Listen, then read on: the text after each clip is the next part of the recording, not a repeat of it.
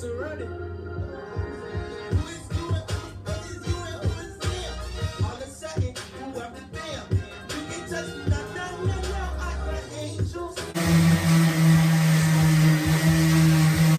On the machine from Home Depot.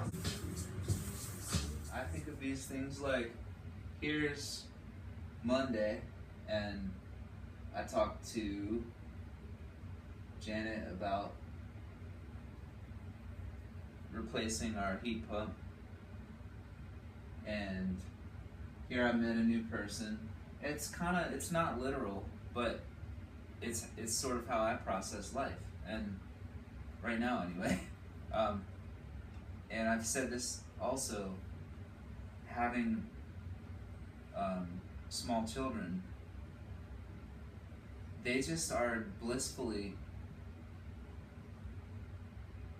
in their own world, and they just sort of, like, I really do see like that they just run around our house, and it's like, man, there goes Edith. She destroyed something, you know. And I feel like Audrey is dancing, you know. I just picture them leaving these little trails everywhere, and those are things that's kind of the way I'm seeing life right now. So that's a big part of what's behind my work, and I want it to reflect life. I want it to reflect my life, but I also want it in general to reflect life in sort of a philosophical way, because I think that these things have the ability to reach people and just sort of give them a good moment, or at least a thoughtful moment, even if it's not a good thoughtful moment. Maybe sometimes we need thoughtful moments that aren't great. They're kind of unpleasant, but like we stopped and thought about something that we needed to really think about that maybe we were putting off, and art can do that. Painting can do that. Giving somebody a map can do that. So that's some of the things that my work signifies right now. Why is being an artist significant to me? I really fell in love with painting when I was in high school. My high school art teacher was a great art teacher.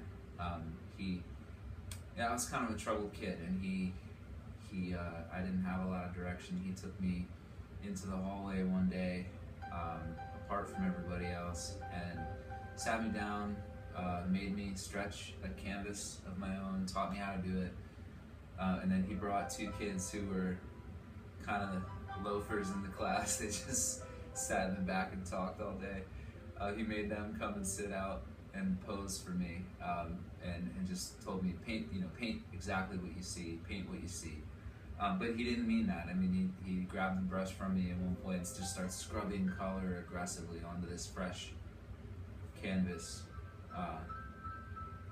and was like, do that, do this, just paint the colors that you see. And it was very expressive, and I fell in love with it from that moment.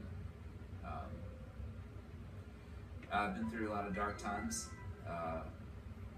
Painting in the past couple of years especially has become a best friend to me. When I lost my baby boy in 2014, painting was like a secret language that I had to speak that no one else could pick apart. For some reason, people kind of do that when they know someone who's grieving. They kind of try to get them to grieve in a way that makes them feel more comfortable, and that was tearing me apart. And painting saved my sanity. It helped me express and say the things that I couldn't say to people. It was just between me and the paint, and I just am so grateful that I had it. And I know it's not always that way. Painting's not always that way, and it's not that way for me right now. But that is the truth about why it's so significant to me.